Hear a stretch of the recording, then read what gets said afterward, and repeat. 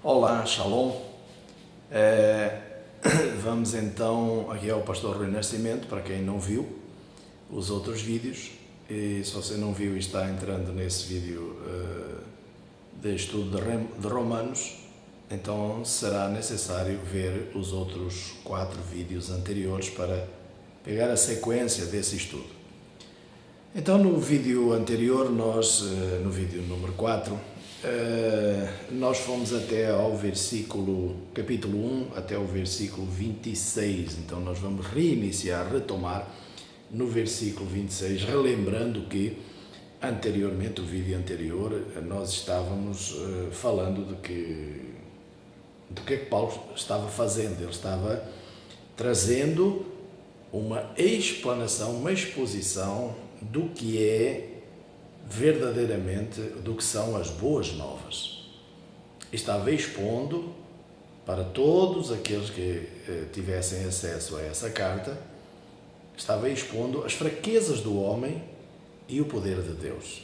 Estava mostrando como Deus é credor em todos os momentos, porque não há desculpa nenhuma para que o homem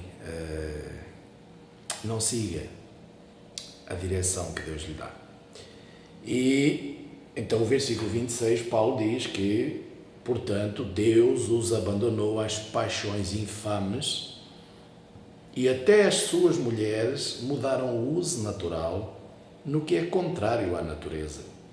Semelhantemente, também os homens, deixando o uso natural da mulher, inflamaram-se em sua sensualidade uns para com os outros, homem com homem, cometendo aquilo que é torpeza, recebendo em si mesmos a penalidade devida ao seu erro. Não vou continuar essa leitura por enquanto, porque aqui já temos algumas coisas para explicar.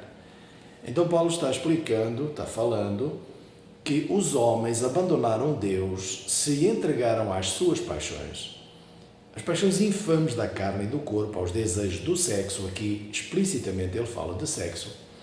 E ele diz que os homens, com tanta avidez e tanta... Ele chama a isso... Eu não sei qual a palavra que eu aplicaria quando ele fala de infâmia, né? Eles se inflamaram e com torpeza, é torpe, é nojento, é asqueroso. O que Paulo diz é isso. Os homens deixaram o uso natural e comum das mulheres, ou seja, o uso natural e comum, aquilo que Paulo está explicando, tá?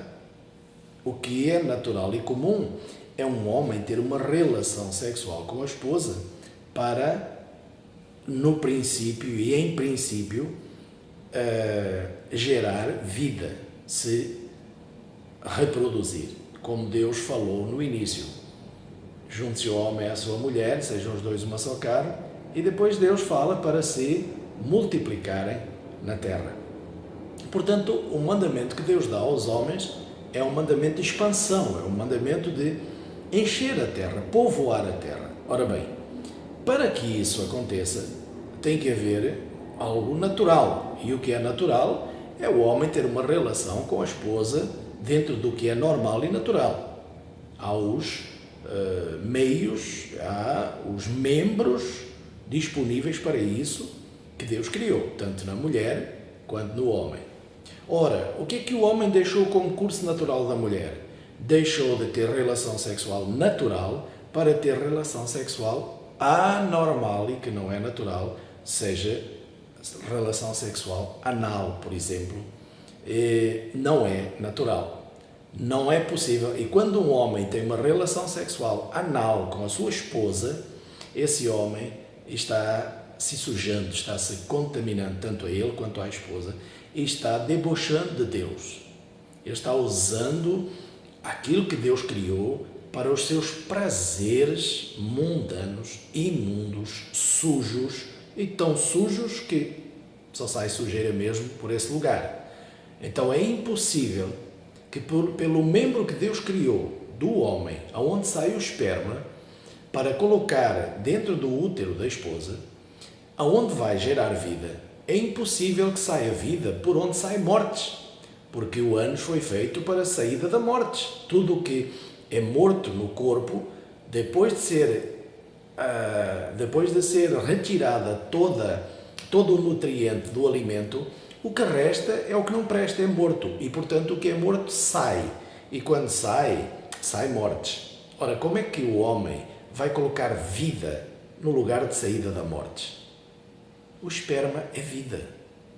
O espermatozoide é vida. E, portanto, isso é o que Paulo está falando aqui. Talvez você nunca tenha parado para pensar nisso. Talvez você tenha passado por cima disso aqui com muita velocidade e não tenha dedicado o tempo necessário a meditar nessas palavras. Então, o que ele diz é exatamente isso.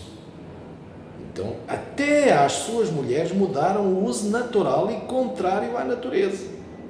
E, semelhantemente, ou seja, da mesma forma, fizeram com homens. Deixando o uso da mulher, inflamaram-se nas suas sensualidades, homem com homem. Isso é o quê? Relação sexual anal. Isso é o quê? Isso é homossexualismo, é homossexual. E isso aqui é torpe, isso é imundo e é nojento para Deus. Isso, na verdade, já está lá em Levítico, nas Escrituras. De onde Paulo tira isso? Paulo tira isso da Torá, tira isso da verdade de Deus, que é de Levítico, onde isso é mencionado várias vezes. Então, Paulo não está falando nada de novo. Ele está dizendo que os homens se inflamaram na sua sensualidade, são sensuais, né? Uns para com os outros, cometendo torpeza e recebendo em si mesmo a penalidade devida ao seu erro.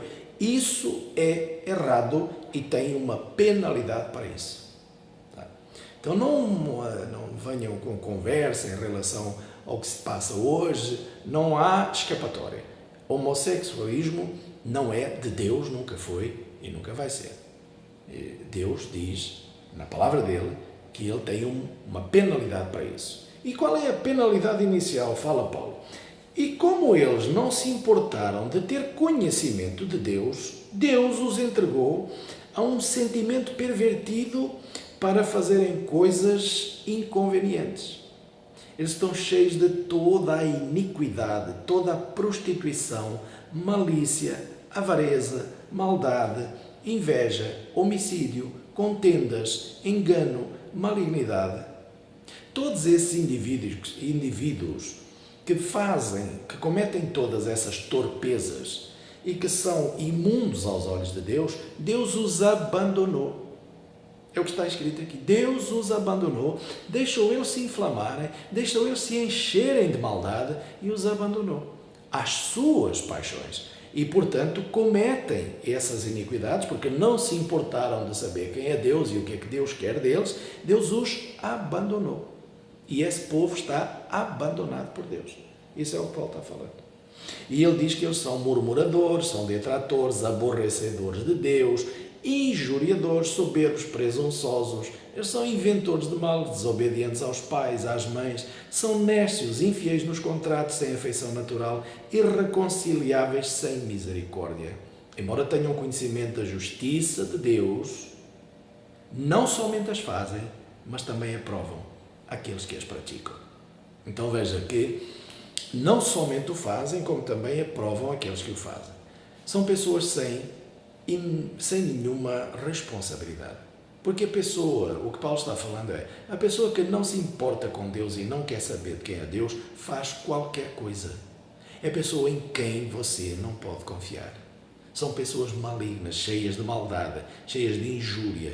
Eles são irresponsáveis, eles são detratores, eles são irreconciliáveis, eles são desobedientes a pais e mães. Você acha que tem algum pai, alguma mãe que ama, está apaixonado por ter filho homossexual? Você acha que tem algum pai que gosta? Tem os que disfarçam, tem aqueles que fingem que gostam porque acham que é muito chique. E como eles não têm meio, também já desobedeceram a Deus, também já são detratores, também já andam pelas ruas da amargura, então os filhos seguem o mesmo caminho e, portanto, para eles é tudo normal. Mas você acha que tem alguém que gosta e que tem prazer, que chega um filho em casa e que diz, está aqui o meu namorado, ou chega uma filha e diz, está aqui a minha namorada? Você acha que tem algum pai ou alguma mãe que vai gostar disso?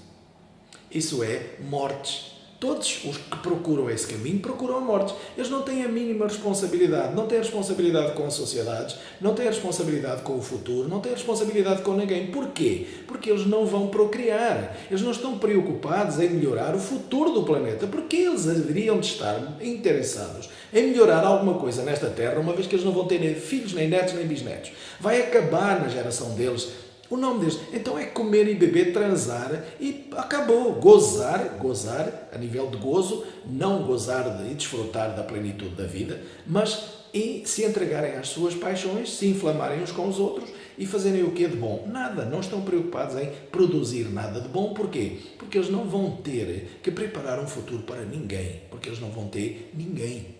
Eu nunca vi vida colocada na morte dar vida. Até agora parece que já estão trocando aí, parece que as mulheres disfarçam que são homens, os homens fingem que são mulheres, fazem lá umas cirurgias e tal, e vai ter o neném, mas de todas as maneiras quem tem o neném é a mulher.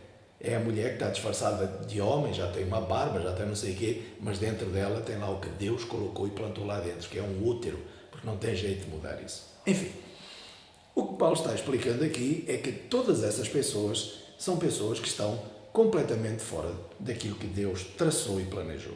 E porquê Paulo está falando isso? Porque dentro da igreja em Roma havia toda essa miscelânea, tudo isso se misturava, tudo isso estava, como havia toda a confusão dentro da igreja, devido a tudo o que já foi falado aqui, que já foi explanado, havia tudo isso estava dentro das igrejas disseminado. E nós vemos isso também em Coríntios, quando Paulo diz que está lá um cara que pegou a esposa, a mulher do pai e teve relação com ela. Então você vê que era uma parafernália, era uma coisa horrorosa o que estava acontecendo e está acontecendo nas igrejas de hoje também. Não fica achando que não. Eu estou cansado de ver e já vi, conheço vários pastores famosíssimos que foram descobertos com 2, 3, 4 amantes dentro da igreja, caras casados. Estou cansado de ver isso. Então isso não mudou. Continua a mesma porcaria, o mesmo lixo continua. Se não tiver o Espírito Santo de Deus, se não tiver verdadeiramente a direção de Deus, nada disso vai deixar de existir, porque vai sempre ter as pessoas que andam disfarçadas dentro das igrejas, andam fingindo de crentes, mas que não têm nada a ver com a lei de Deus, nem com a vontade de Deus. Pois então, o que acontece é que Paulo então está trazendo uma explanação daquilo que acontece às pessoas que se afastam de Deus. E incluindo pessoas dentro da igreja, que falam de Deus, mas que se afastaram de Deus. Agora, no capítulo 2, Paulo dá início a esse títulozinho que está nessas Bíblias. Não tem nada a ver com o que Paulo escreveu. Paulo não escreveu a impenitência dos judeus e a justiça de Deus. Isto aqui não existe. Paulo não escreveu nada disto. São subtítulos que os padres e os católicos e os evangélicos deram a estas partes, a esse capítulo 2, o início do capítulo, eles deram esse subtítulo, mas não estava na carta inicial de Paulo. A carta inicial de Paulo não tinha nem capítulos, nem versículos, para você entender. Então, ela era uma carta seguida. E ele diz, quando ele termina essa explanação, ele diz, portanto, não tem desculpa nenhuma. O que ele diz é, portanto, és indesculpável quando julgas, ó homem, quem quer que sejas, pois te condenas a ti mesmo naquilo que julgas dos outros, porque tu que julgas, fazes o mesmo. Veja bem, Paulo está falando para crentes de verdade, iguais a ele, ou está falando para pessoas que estão dentro da igreja, que estão julgando, que estão na liderança e estão fazendo coisas erradas? Eu tenho a certeza absoluta que Paulo recebeu informação via carta, via alguém que chegou junto dele com informação de Áquila e Priscila e dos outros que ele já conhecia e que voltaram para Roma, e Paulo ficou sabendo do que estava acontecendo lá. Então Paulo, sabendo da sua autoridade apostólica, escreveu essa carta para dizer para a liderança daquela igreja que não tinha condição de continuar assim. E ele diz, olha, quem quer que tu sejas, tu não podes julgar o outro, porque tu que julgas fazes o mesmo. Ora, se eu faço aquilo que eu estou julgando, eu não tenho capacidade de julgar. Mas se eu já parei de fazer, Se eu não o faço mais, e se eu agrado a Deus, eu tenho condição de julgar os outros. Então, quando se diz quem és tu que julgas, aquele que julga é aquele que tem condição de julgar. É aquele que mudou, é aquele que nasceu de novo, que é nova criatura. O velho homem morreu, tudo se fez novo. Agora temos condição de julgar, sim. E Paulo fala isso. Na carta aos Coríntios ele diz: porque vocês vão diante dos ímpios, diante dos homens do mundo para julgar as coisas da igreja? Não há ninguém entre vós que tenha capacidade de julgar? Porque vocês vão aos ímpios para julgar aqueles que são do Senhor? Julgai vós, haja alguém no vosso meio que tenha capacidade para julgar. Claro que podemos julgar, mas tem que ter capacidade. Para julgar tem que estar fora daquilo que os outros estão fazendo. E aqui Paulo está falando isso claramente. Porque tu que julgas fazes o mesmo. E não podes. Bem sabemos que o juízo de Deus é segundo a verdade sobre os que tais coisas fazem. Tu, ó homem, que julgas os que fazem tais coisas, pensas que, fazendo-as tu, escaparás do juízo de Deus? Claro, pergunta. Esta resposta, não.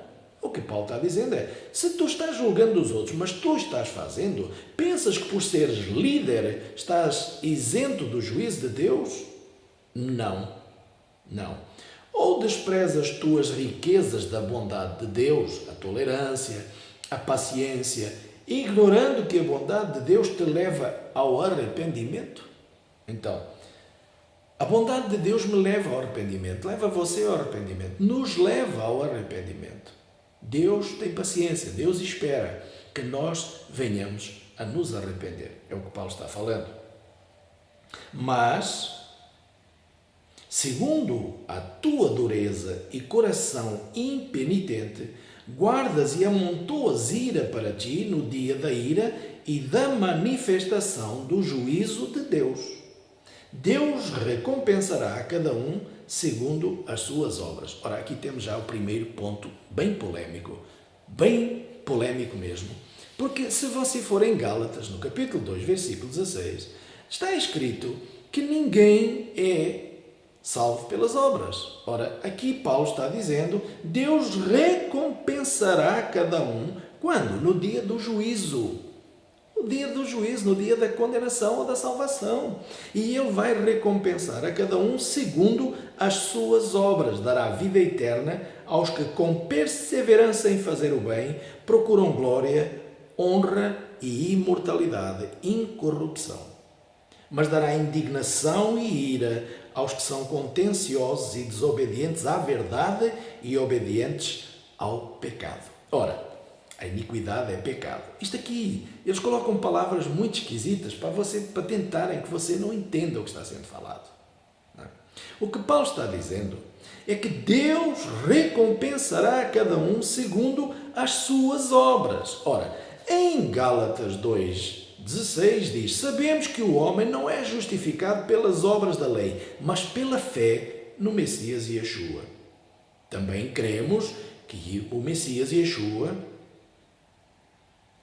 temos crido no Messias Yeshua para sermos justificados pela fé no Messias e não pelas obras da lei, porque pelas obras da lei ninguém será justificado. Ora, está aqui uma grande oposição entre duas coisas. O que é que Paulo está falando num lugar e o que é que Paulo está falando no outro? É necessário nós atentarmos para isso. E isso nós vamos ver no próximo vídeo. Até lá, Shalom.